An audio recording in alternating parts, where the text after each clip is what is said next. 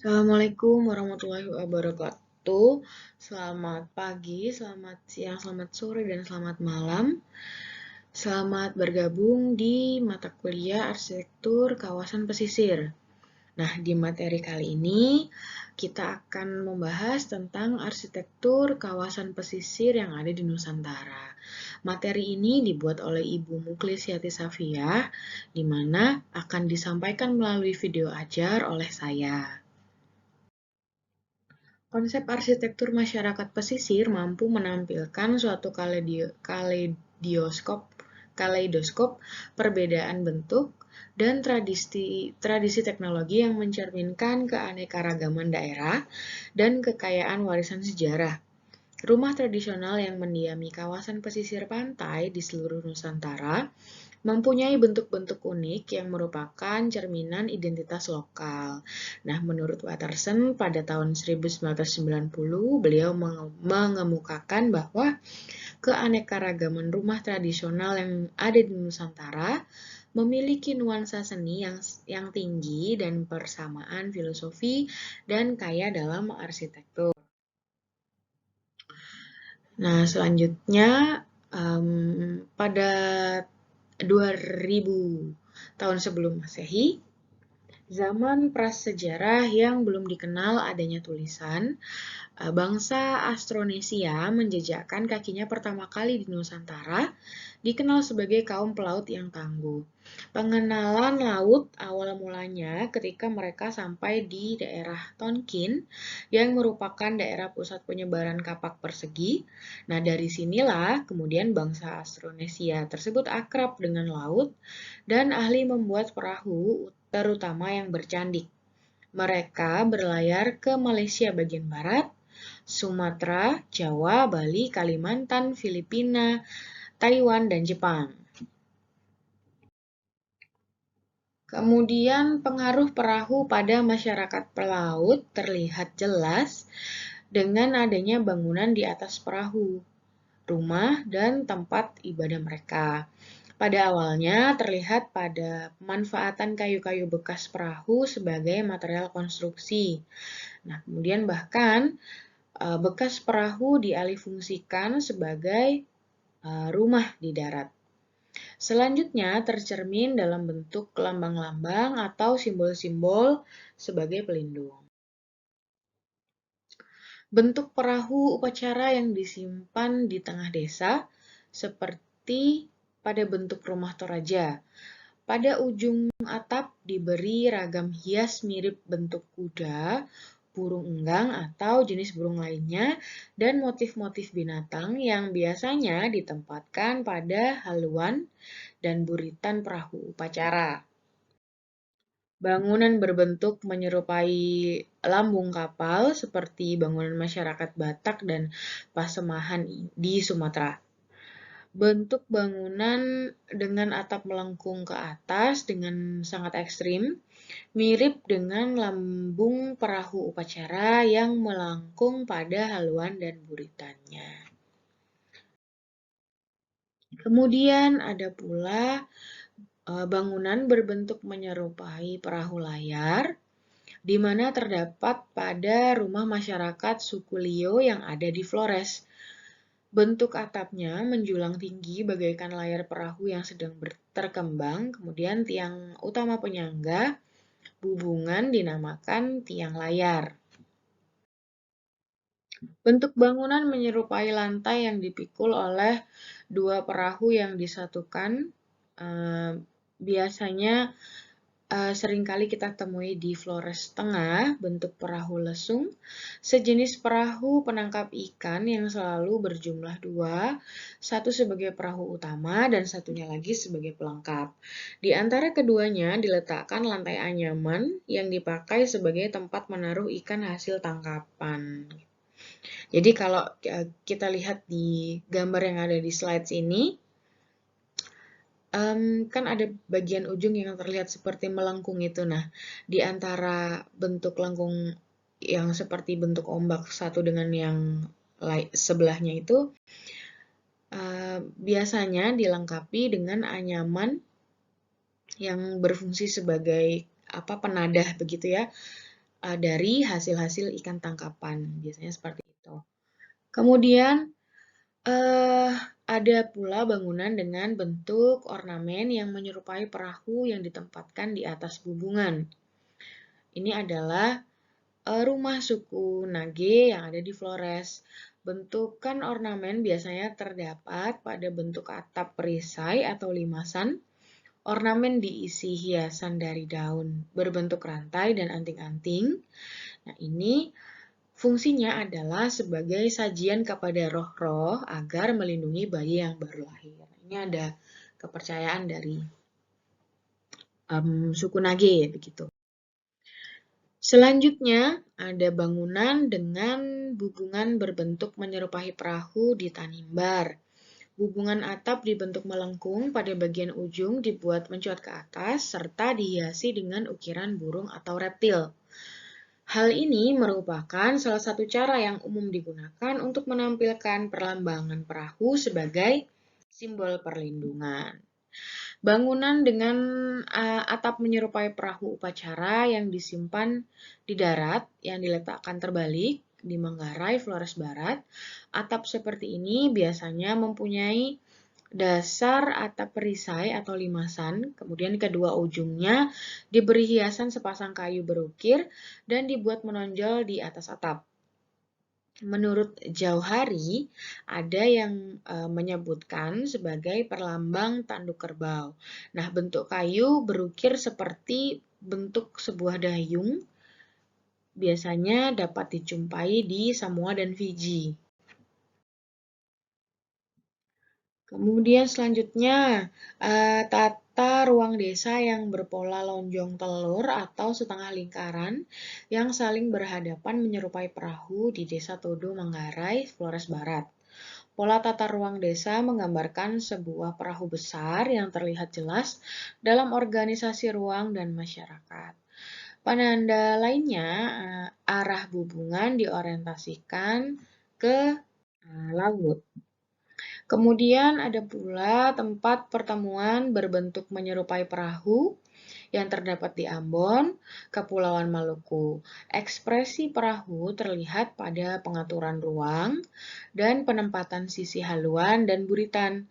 Cara lainnya dengan menempatkan ornamen perlambangan perahu pada bagian-bagian rumah seperti misalkan di pintu, kemudian bubungan atau di balok-balok lantai, ada di ambang juga bisa dan lain sebagainya, banyak tempat lainnya. Dan juga dijumpai pada bentuk tungku seperti yang digunakan di dalam perahu pada saat berlayar lama. Bentuk denah rumah dengan pembagian tidak berdasarkan ruang dengan bentuk simetris. Ekstra perpanjangan konstruksi atap atau struktur rumah yang dibuat menggantung dengan menggunakan teknik konstruksi dan penyambungan seperti pada konstruksi perahu, yaitu dengan teknik ikat, struktur tarik, tekan, dan puntir. Nah, nanti ilustrasinya akan ada di slides berikutnya yang agak nanti ini ada di slides ini. Nah, ini adalah bentuk tungku di dalam perahu yang dipakai saat pelayaran panjang. Tungkunya itu seperti yang ada di tengah-tengah itu ya. Kalau teman-teman bisa lihat di bagian tengah ada bentuk seperti apa itu ya, bulat-bulat begitu. Nah, itu dikelilingi oleh orang-orang atau manusia-manusia. Bentuk perahu pada ambang pintu atau anak tangga di Flores itu bisa dilihat seperti yang ada di slides ini yang ditayangkan. Selanjutnya, arsitektur Lampung. Pola tatanan pemukiman. Nah, Pekon lingkungan Undok adalah pemukiman yang berbentuk melingkar dengan orientasi timur dan barat. Nih, kalau di sana rumah tinggal itu disebut juga lamban. Di sini penjelasannya adalah kehidupan bersama dalam rumah ibarat berlayar dengan sebuah kapal. Jadi tidur harus membujur ke arah haluan hidup dan yang mati arahnya ke belakang. Kemudian ada dua jenis tipe rumah. Ada rumah bangsawan dan ada rumah biasa. Bedanya adalah penambahan denah ruang ke arah belakang dan tambahan hiasan pada rumah bangsawan. Nanti akan kita lihat ilustrasinya di slides berikutnya. Nah, ini kalau rakyat biasa itu bentuk arsitektur rumahnya bisa dilihat di tampilan slides yang sebelah kiri. Untuk yang rumah bangsawan bisa dilihat di slide sebelah kanan. Tetapi dari bangunan ini sebenarnya memiliki persamaan, yaitu sama-sama merupakan rumah panggung, yaitu 1,5 meter dari atas tanah ketinggiannya, dan juga bentuk atap itu piramidal atau tenda. Nah, inilah yang membedakan antara rumah bangsawan dan rumah rakyat biasa gitu ya. Yang membedakan adalah adanya tambahan ruang di paling belakang. Jadi kalau di rumah biasa itu ada pembagiannya ini bagian area keluarga dan umum, misalnya seperti itu. Nah, kalau di rumah bangsawan itu ada area keluarga, area umum, dan budak gitu. Nah, area budak ini adalah penyenjongan yang merupakan kalau kita dalam kehidupan kita sehari-hari itu adalah dapur. Jadi yang digunakan untuk tempat memasak seperti itu.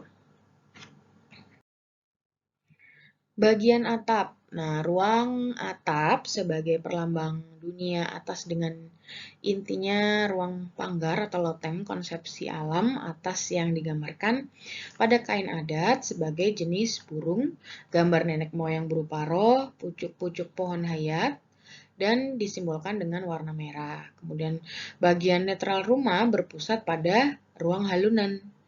Kalau ruang halunan itu merupakan konsepsi alam yang alam tengah yang melambangkan kehidupan manusia. Jadi merupakan area yang digunakan untuk beraktivitas, digambarkan pada kain adat berupa gambar perahu lengkap dengan muatannya, nenek moyang, binatang tunggangan, rumah, dan lain-lain. Nah, sementara untuk bagian bawah atau kolom rumah disebut bah atau bah lamban adalah konsepsi alam bawah yang melambangkan kehidupan jenis hewan atau makhluk rendah. Konsepsi alam bawah pada kain adat digambarkan berupa gambar air lengkap dengan penghuninya. Ini adalah ilustrasi dari pembagian area yang ada di rumah adat. Oke. Kemudian untuk material yang digunakan. Nah, untuk bagian atap menggunakan bahan ijuk. Nah, ini merupakan material yang ada yang digunakan di zaman dulu. Nah, tapi kalau sekarang biasanya menggunakan genteng atau seng gelombang. Kemudian struktur atap kombinasi antara bahan bambu dengan batang kayu kecil yang diikat dengan tali ijuk atau rotan. Lantai panggar atau loteng bagian bawah atap menggunakan anyaman bambu yang diikat dengan tali. Saat ini lantai panggar banyak menggunakan papan kayu. Berikutnya, lantai resi atau lantai rumah utama menggunakan lantai papan setebal 4 cm. Nah, kalau dahulu ada juga yang menggunakan lantai bambu yang diikat dengan tali atau disusun dengan dianyam. Nah, sementara untuk bagian dinding menggunakan papan kayu. Struktur kerangka rumah menggunakan balok-balok kayu segi empat yang dihaluskan. Kemudian tiang atau agi bagian bawah digunakan kayu besar berbentuk bulat dan dibentuk seperti genta.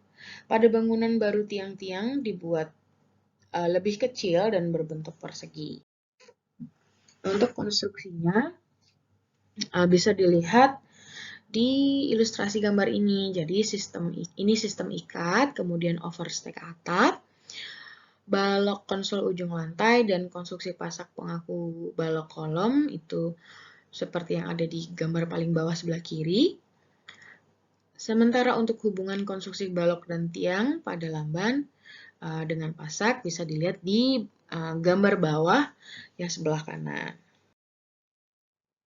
Nah, kemudian ini adalah ragam hias. Nah, ini ada perbedaan antara rumah masyarakat biasa dengan rumah bangsawan. Jadi kalau masyarakat biasa, ragam hias yang mereka gunakan itu seperti pada contoh ini. Jadi ada beberapa lekukan dan ukiran seni, tetapi tidak sekompleks yang digunakan oleh rumah bangsawan seperti itu.